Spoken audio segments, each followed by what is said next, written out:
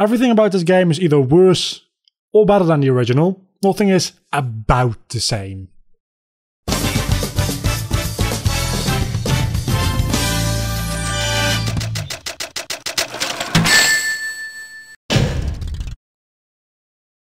So, you do still have a shit ton of characters in this game, but now they are split up into two stories.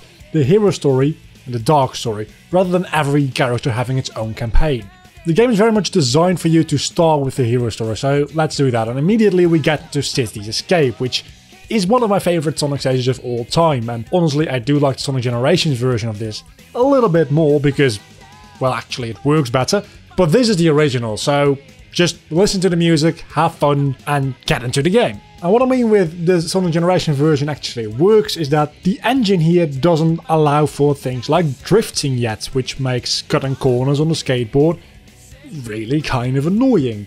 And generally the engine is quite a bit stiffer in this game than I would like it to be. I know it's a lot better than Sonic Adventure 1, which couldn't get much worse, could it? But it's still not where I really would like it to be without any hassle play a 3D platformer. After escaping the city you run into Shadow the Hedgehog, which is not a clone of Sonic. Again, I don't know where that thought came from, but as a kid, and still to this day, it's burned into my brain that Shadow is a clone of Sonic, but he's not. Please, somebody, if you know where that idea might have come from, like a comic book series or maybe a television series based on Sonic where that was mentioned somehow, please tell me, because it's driving me nuts. And this really is the first cutscene we see, and we immediately can tell that the voice balancing, the lip syncing, the writing, everything is just bad and horrible and just doesn't work. Characters talk over each other, they don't complete sentences, the character models do totally different things than the voices. Everything altogether is just one big mess. And it's a good thing this game has subtitles, because half the time the music is so goddamn loud in the cutscenes, you can't even hear the characters properly. The Master Emerald contains special powers that neutralize the energy of the Chaos Emeralds. That makes it very powerful. What the? Well, anyway, City Escape as Sonic is a stage as you would probably imagine a 3D Sonic game to be like. Fast, platforming, jumping from place to place. Then you get into a stage as Knuckles, and this is probably what you would expect it to be after you played Sonic Adventure 1, which is treasure hunting. You're hunting for the shards of the Master Emerald, which is scattered again, because this time actually Knuckles broke it to protect it from Eggman. It's kind of a weird thing how that happened, but you're looking for them again. So that's gotta be fun. Well, not really. You see, in Sonic Adventure 1 you had 3 radars to go look for these emerald shards. You still have 3 radars, but only one at a time is actually active, so you can be really close to one of the 3 shards and not know it, because it's not time to get that one yet. That being said though, you do get little hints if you talk to these computers, which do make it a little bit more bearable, but still, the stages are much bigger and you can only find one emerald shard at a time. That is to say, technically speaking, you could run randomly into one of the ones you're not supposed to find yet, but let's be honest, that chance isn't that big, is it? Then the last gameplay style is Tails, and Tails is not like Sonic Adventure 1 whatsoever. He resembles the Gamma gameplay from Sonic Adventure 1 quite a bit, but made way worse, and with this annoying ass sound.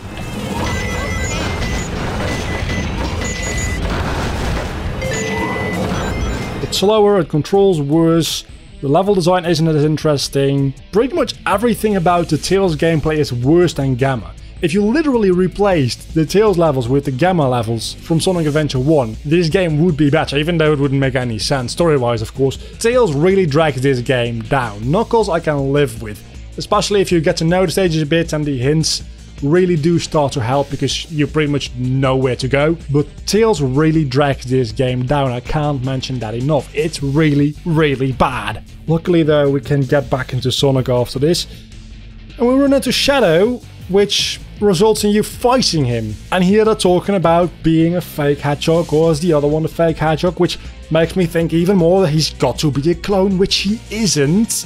After that fight, which is pretty short, you have to escape the forest, and there's a time limit on that. The time limit is 8 minutes, and the stage itself takes about 3 minutes. So even if you're really slow and you take 6 minutes, that's still a very generous timer. That timer doesn't really do anything. After which it's time to get back into Knuckles again and Pumpkin Hill. This stage is very, very large. You have to glide very, very, very, very long distances to get from one platform to another, which makes the radar pretty much useless at that point.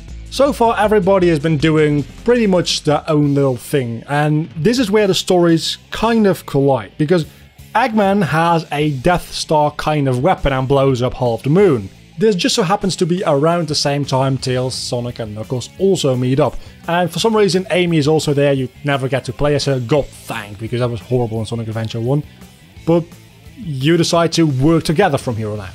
You might be wondering why Eggman wanted to blow up the moon, and that was pretty much just a warning shot to the president of...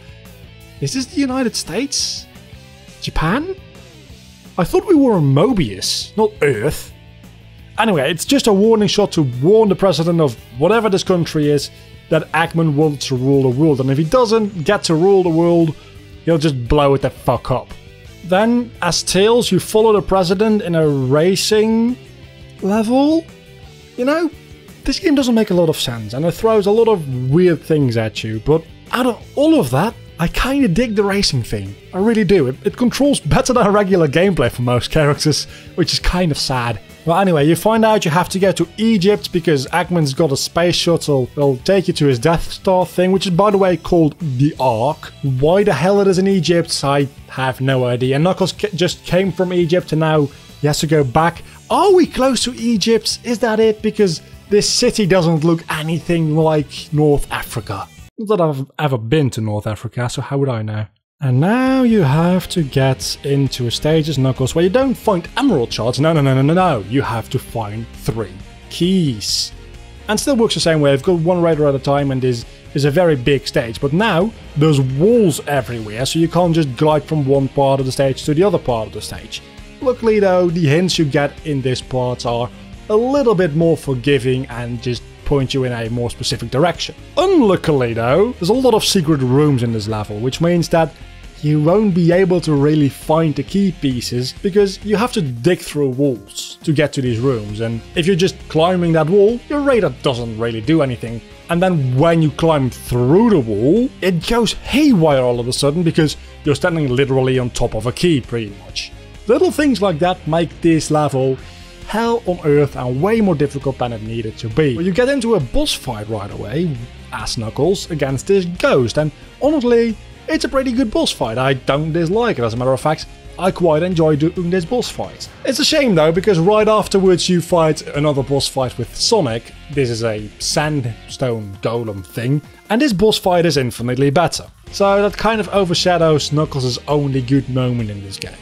We finally made it to the space shuttle and we are going into space with the most horrible voice acting in any cutscene in any game, ever.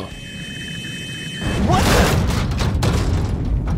the? Is everyone alright? We should be landing soon. The hatch doors are open. Don't sweat it, Knuckles. The only thing in the cargo bay are those master emeralds. What do you mean, don't sweat it? Right? Land the shuttle and let me out. We're gonna crash this thing if you keep that up.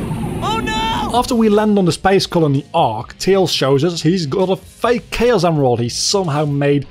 He's a real fucking genius, isn't he? He can just make these Chaos Emeralds. But this one, it's not quite perfect. If we place it into Eggman's weapon, the weapon will blow up. It's totally identical, but it also will blow up. So it's not totally identical.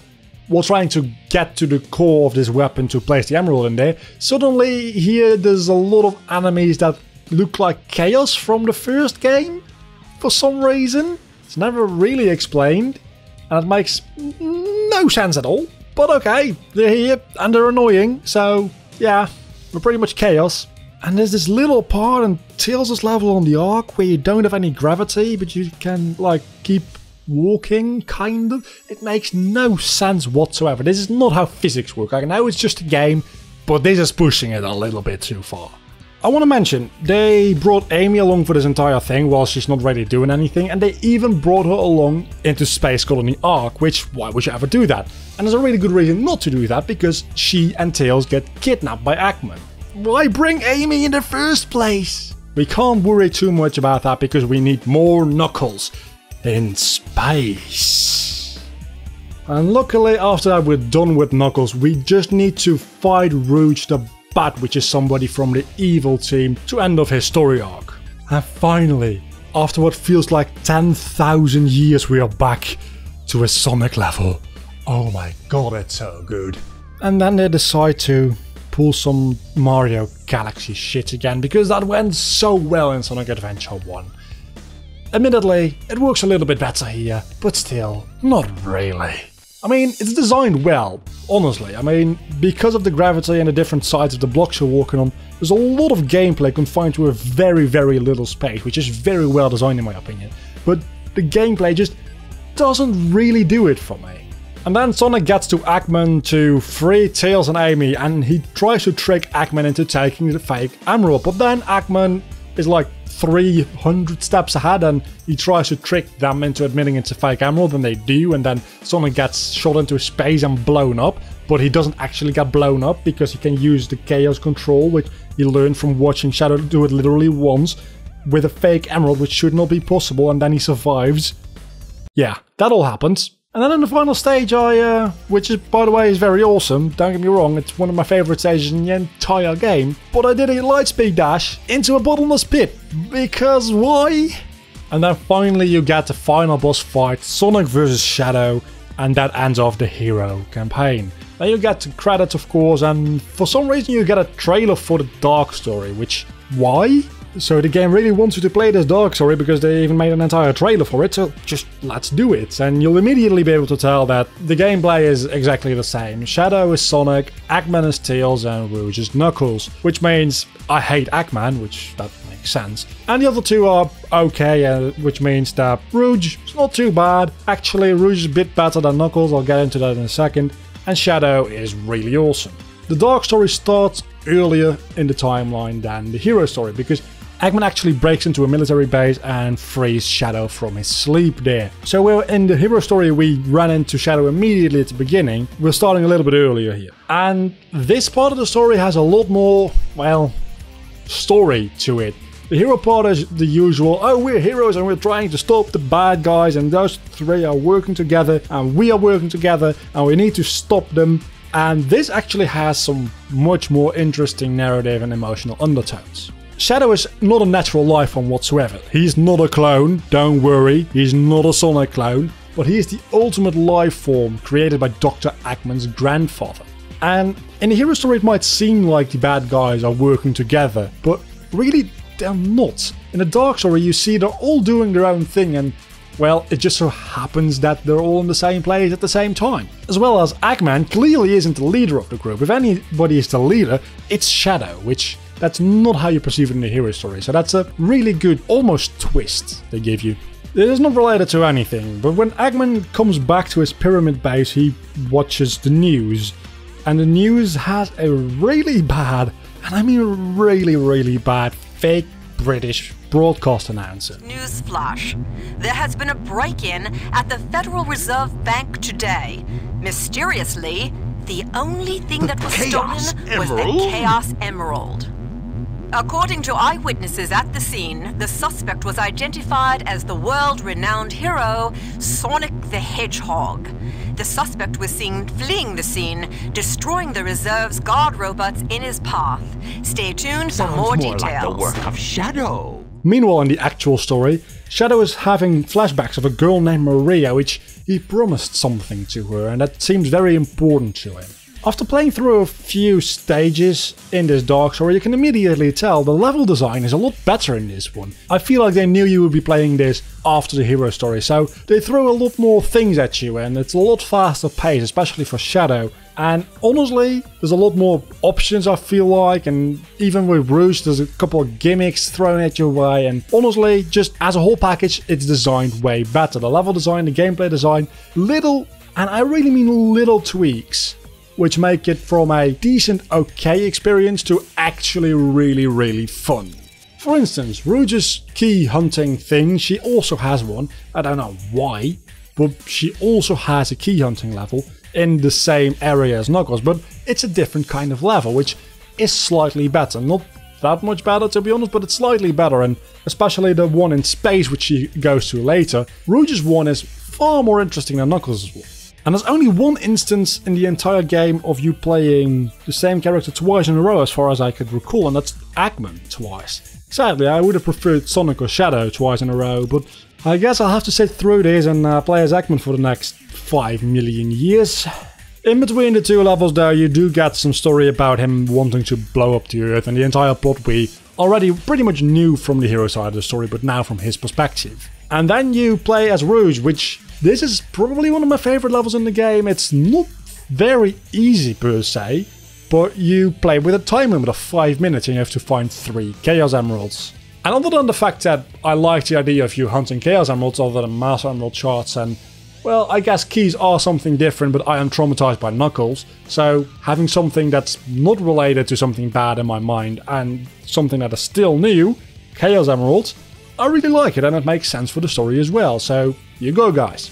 And the 5-minute time limit is kind of fair. I mean, you should take roughly a minute, at least I took roughly a minute to get each emerald, but it gives you some time to look around and have some errors, and in general 5 minutes I think is a good time limit for this level. And at this point we've got so many Chaos Emeralds the weapon will actually work, so now we get to see Eggman blow up part of the moon like we did before. So we've got a rough idea as to where we are in the story and how it all syncs up at this point. What you don't know though is, up until this point Rouge seems like a really selfish and just wanting gems and jewels, and I want to have shiny stuff because I'm a woman. And actually, she is, don't get me wrong, but she's a double agent for the president, and she's spying on Shadow and Eggman. Of course, her reward is a lot of shiny stuff because she's a woman. I didn't write this, okay? I'm just telling you how it is. After which we get into another driving level with Rouge this time instead of Tails. You would expect Eggman since Eggman and Tails mirror each other, but hey, something else? I'm totally fine with that. The less I have to see of Eggman, the better it is, honestly.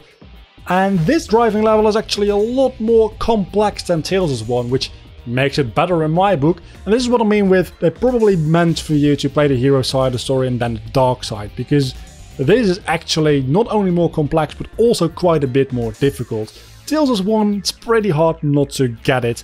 Rouge's one, very possible that you die, because you can even fall off the stage and the timer isn't as generous, and just generally speaking it's a more difficult level and I fucking love it. Remember the fight against the golem you had as Sonic?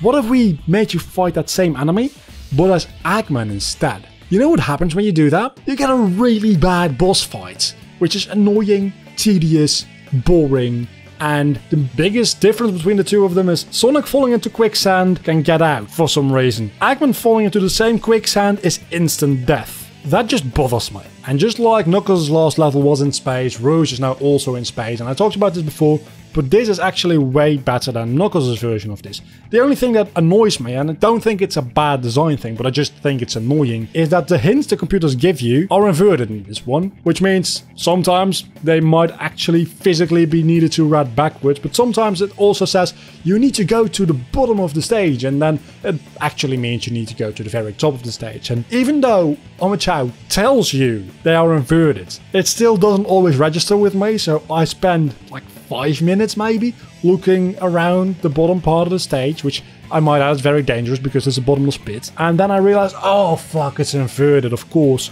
and I went up to the top. Worst part is, that was the last part of the crystals I needed. It wasn't even the first where I realized it. I had already done 2 with hints that were inverted, and then the third one just kind of like mind farted. The last Shadow level also has some Mario Galaxy type shit. I know I'm comparing this to Mario Galaxy a lot, and Mario Galaxy was released way after this game, but Mario Galaxy actually did it properly. In Shadow's version of the stage, it's pillars with gravitational pulls, and those don't actually work always like I think they're supposed to work. Most of the time it works perfectly, and it's just a little annoying to get your positioning right because you don't really have a good feeling of where you are at. But sometimes it's like you fall off or you don't stick to one for whatever reason. And then of course the final boss is the same as the hero story but reverse. It's Shadow versus Sonic, and it leaves you on a bit of a cliffhanger afterwards.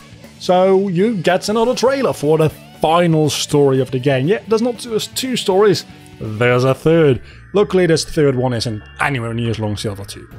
because you see, the space colony Ark is falling towards Earth and everybody's gonna die. So the hero team and the dark team, all 6 of them, they work together in one final level where you play as everybody. You start as Tails, then go on with Eggman, then Rouge, then Knuckles, then Sonic, and well, that's about it. You play as Shadow in a totally different stage, which is a boss fight against the prototype of the ultimate life form, making this kind of like fighting his little brother or older brother, depending on how you look at it, because he existed before him, but he's not as powerful, so in that respect you could say he's smaller, but he's physically bigger, so it's just brothers fighting. This is, Sonic, don't interrupt this. It's a sibling thing, okay? So just chill out. The thing about this final stage though, where you play as Tails, Eggman, Rouge, Knuckles and Sonic, is if you die as one of the characters, for instance Sonic, and you get a game over, you get sent back all the way back to the beginning of the stage, meaning you have to restart as Tails. Meaning that at some point you can probably speedrun the Tails and Eggman portions of this very, very easily, because you'll probably die quite a number of times. It's not an easy stage. After Shadow beats up his brother, whether it's his younger or older brother, we're not going to get into that anymore right now, he actually chaos controls into the weapon on the ship and he takes control of the ship. Okay, the story just stopped making sense. But you go Super Shadow and Super Sonic, and Super Shadow for some reason is silver and I fucking love it. And you fight him in space with just your usual supersonic mechanic with rings depleting. This time though you've got 2 of them, so you hit him once as Sonic and then you get sent to Shadow, which has reset rings, and then you hit him once as Shadow and then Sonic has got his rings reset, and you just hit him like 6 times like that and that's the end of the game. Sounds easy, it's actually pretty difficult. So everyone is saved, everyone will live happily ever after. Oh, Shadow dies. So in retrospect, Sonic Adventure 2 is, I think, a slightly better game than Sonic Adventure 1. It's mostly very, very different. Sonic Adventure 1 had a lot of gameplay styles, which a couple of them were actually fun and a couple of them weren't, but you could choose not to play, for instance, as Big the Cat, which I'm really happy he's not in this game. That being said though, if you didn't like the Knuckles stages, you could just not play them. You wouldn't be able to play the Supersonic final campaign, but you'd at least be able to complete the normal Sonic and Tails and Gamma and whatever stages. Whereas in this game, if you don't want to play the Knuckles stages, you're just fucked, because you have to progress with the story to get to the next Tails or Sonic stage. Not that I can imagine anybody not wanting to play as Knuckles but wanting to play as Tails, because actually Tails sucks a lot. So there's definitely flaws with this game at a fundamental level. That being said though, the Sonic and especially Shadow stages are really, really good, and most of the boss fights are actually also pretty fun. And the story, especially in the dark side of the story, somewhat decent. So I would still advise you guys to play this game.